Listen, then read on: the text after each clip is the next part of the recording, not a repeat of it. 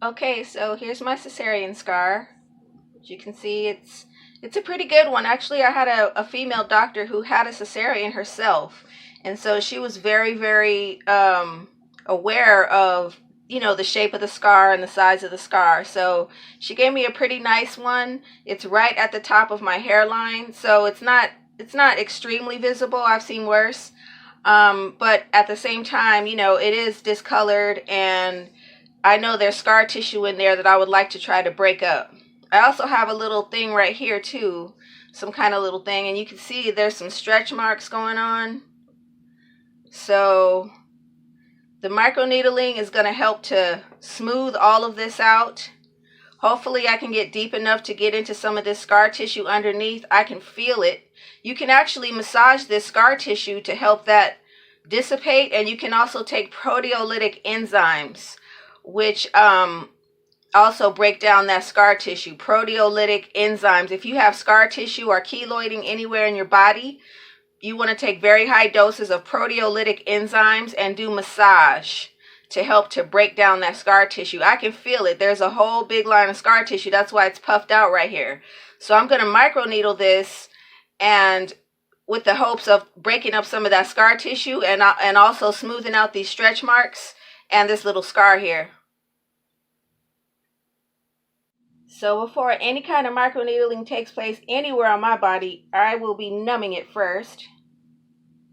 So I got this numbing cream. This is lidocaine 5%. And like I've said before, there are stronger ones, but this is the one I have right now.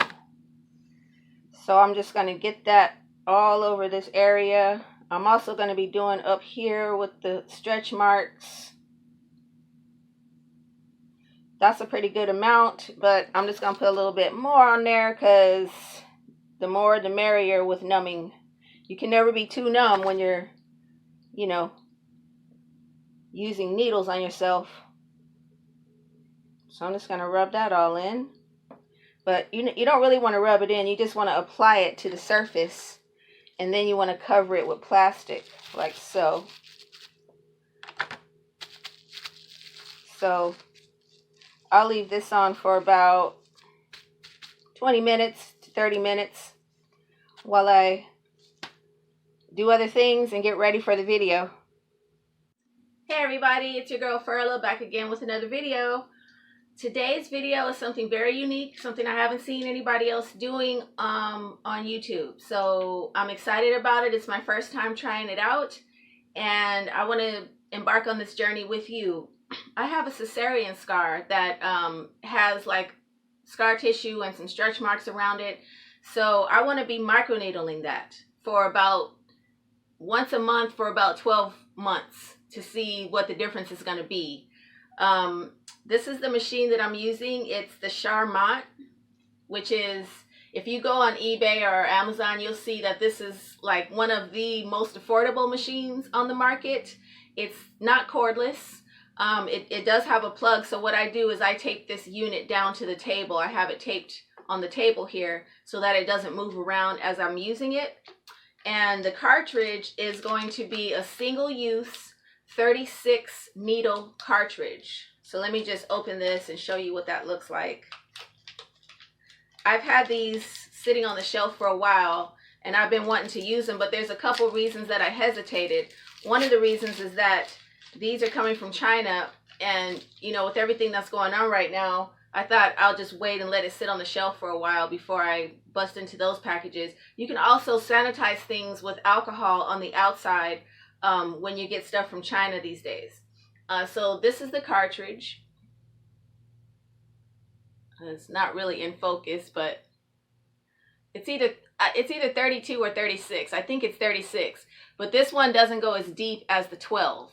So this one's just kind of a superficial microneedle, and it just screws into here like this. And once it's in there, you can have it all the way up like that. Wait, like that. This is up. That's as far up as it goes. So I'll probably be doing that if I can handle it. And then, or you could have it down just a little if you just want a little bit of microneedling.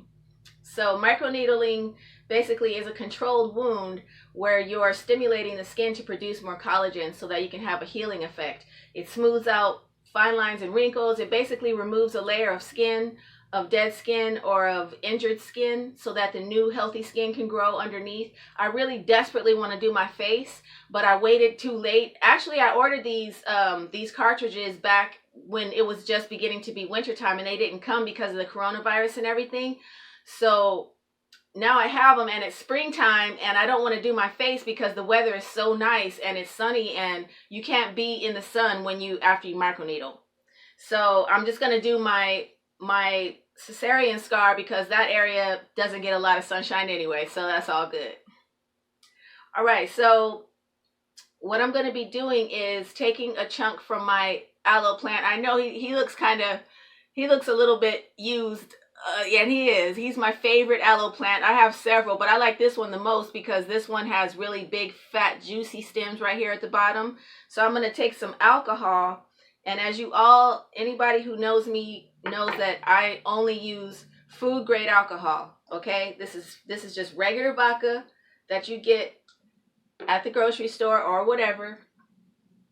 I don't use propyl alcohol if I'm going to be touching it with my hands. I would use propyl alcohol to sanitize things like packages coming from China wearing gloves, but I wouldn't touch it with my body. It's really, really harmful to the body. This alcohol right here, this is 40% ethanol regular vodka and it's spiked with baking soda. The baking soda helps to inhibit mold growth and kill bacteria as well as the alcohol. So I use this for underarm deodorant, okay? And it does me just fine.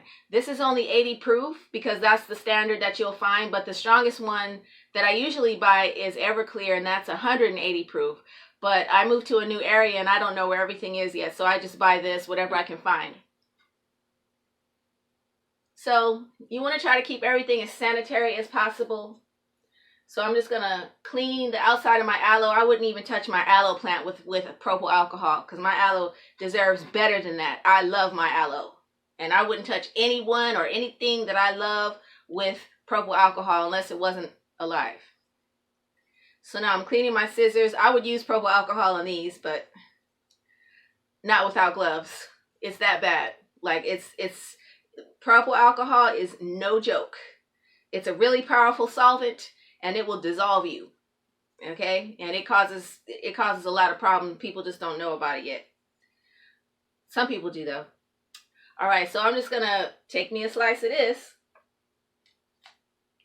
Ooh, look at that. Yeah. That's why this is my favorite plant. I have others, but they're kind of babyish right now, so I'll be glad when they grow up big like this one. But this is so nice. You can just rub it on you. Okay, so I'm going to slice this open and get ready to microneedle my scar, and I'll be right back. Okay, so I'm going to remove my plastic here. This has been numbing for about 30 minutes, I'd say. And so I just want to expose the scar like so. And I'm going to wipe this all clean. Wipe this off with a moist towel. As y'all know, I'm zero waste, so all of my stuff is reusable. And then I'm going to add alcohol to the moist towel on the other side of it just to sanitize the area and try to kill any germs that might be on the surface here.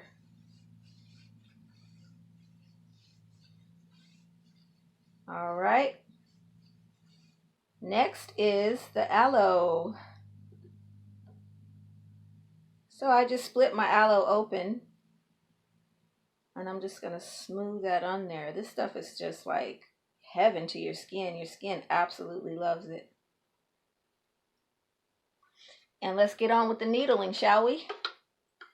So I'm crazy. I'm gonna try to start with this really high level of needle, although I don't know if I'll succeed at it. So let's see how it goes. Let's see how numb I am first. Not very numb. I'm actually not very numb, but that just means that I can't apply as much pressure to the area as I would like. So I'm going to lower this just a bit. About, well, a lot. About halfway, actually.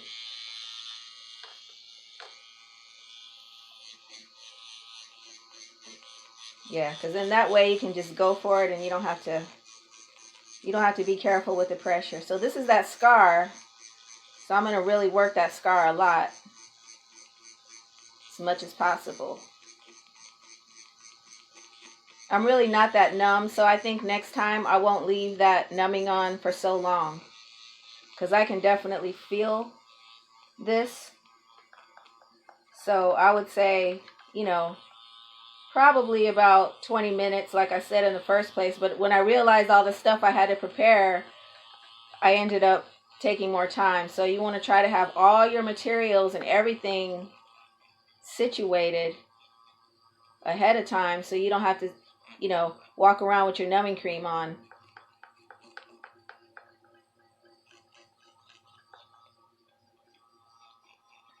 I had to shave for this because I used to shave all the time, and I was a person who absolutely despised body hair. I couldn't stand hair on my body anywhere, and I was like hairless for a long time. And then I dated a guy who was such a sweetheart, and I adored him so much. And he told me, he said, because one time we were going to spend a little time together, and I was like, I didn't shave. And he was like, oh, I like the nappy look.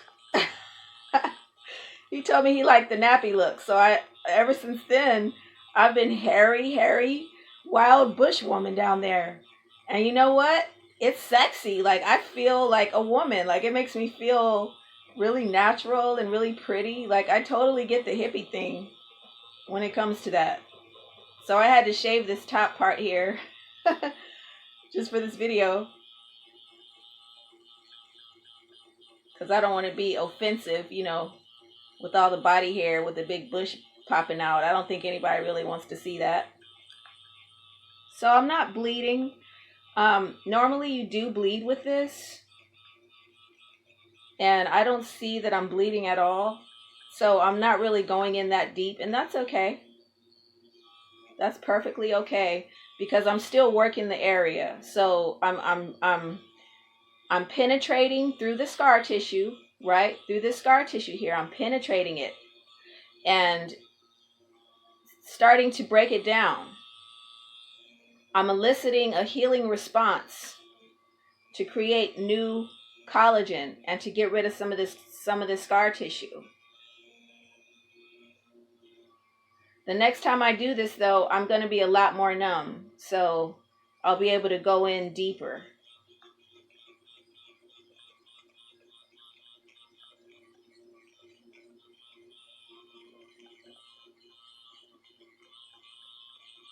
I'm glad I'm practicing here on my belly instead of just going straight to my face, because this is my first time doing this, and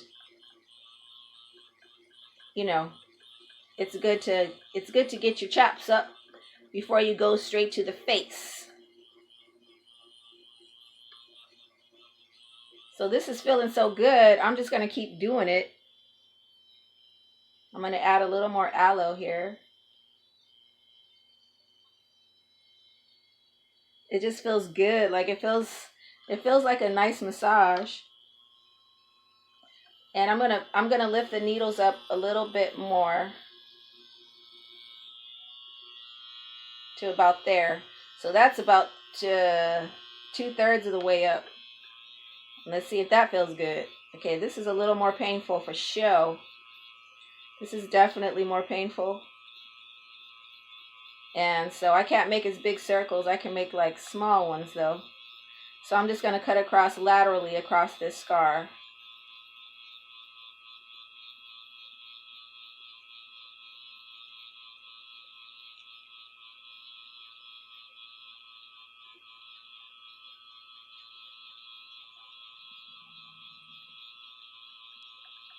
And then go up to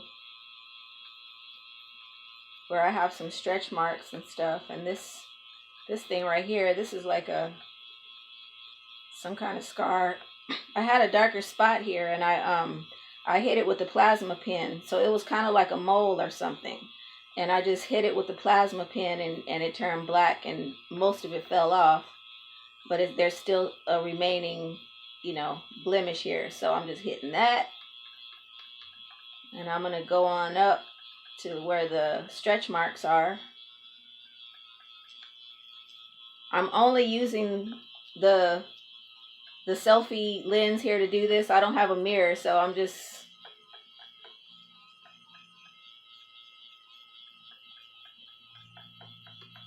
This isn't very dramatic because I'm not bleeding, and I feel like I'm a failure because I'm not bleeding. I'm like, oh, why don't I bleed? But you know what? I'm really not that numb. So I'm going in, though. I can tell you that much. I am going in, and I am, you know, traumatizing the skin enough to wake it up and to get it to do its thing, which is to heal and to produce new skin. But next time, I'm going to try to be a lot more numb. But for anybody who wants to see the queen of microneedling on YouTube, in my opinion, go over to Natural Chaos, the Natural Chaos YouTube channel. This chick, man, she's bad. She is the queen of everything DIY beauty. And this lady, man, she fights the power. You know what I'm saying? Like, there's a lot of things that the beauty community doesn't want everybody to know about and doesn't want people to do on themselves and everything. And she just, like, she busts up all those myths, and she shows you that you can do a lot of these things at home, you know? So that's Natural Chaos. I highly recommend heading over there if you want to know about DIY beauty. I mean, she goes really high end, and she travels, and she shows you a lot of different equipment and stuff. It's a wonderful channel. All right, so I think that's all I'm going to do for now. I'm trying to see if I'm bleeding. I am bleeding a little. Yay! So I'm not a complete failure. I do have a small amount of blood. Again, this is my first try, so you know, I want to see a bunch of little tiny dots of blood everywhere, because that's, like, to me, in my mind, the indication that I did a good job. So hopefully next time I can get that on part 2. Just a note for aftercare. I'm gonna, you know, wipe it again with alcohol. Just dab it. And all I'm gonna do is apply more aloe. And I'm just gonna wear this open like this so that it can breathe and heal as best as it can. And keep it out of the sun. But obviously this area doesn't get a lot of sun anyway, so that's not really an issue. Other than that, other words about a Cecerian scar, you can put honey. You can actually put honey on the scar, just regular honey. I would say raw organic honey is the best, obviously, but you know, any honey. You could go to the dollar store and get some honey, whatever. And just smear that on your scar, and then cover that with the plastic and walk around with that. I actually did that with my Cecerian scar, and it improved dramatically, because it was darker than this. It was at least 3 times darker than this until I did the honey trick.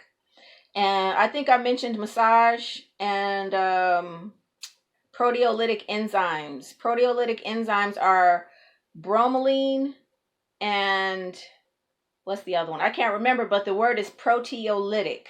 Proteolytic, okay, to digest scar tissue, because your scar tissue is like a foreign object in your body in a way. I mean, your body makes it to protect you, but at the same time, it can be digested and, you know, sent off into the eliminatory channels. So proteolytic enzymes will do that. You can pinch this, pinch it.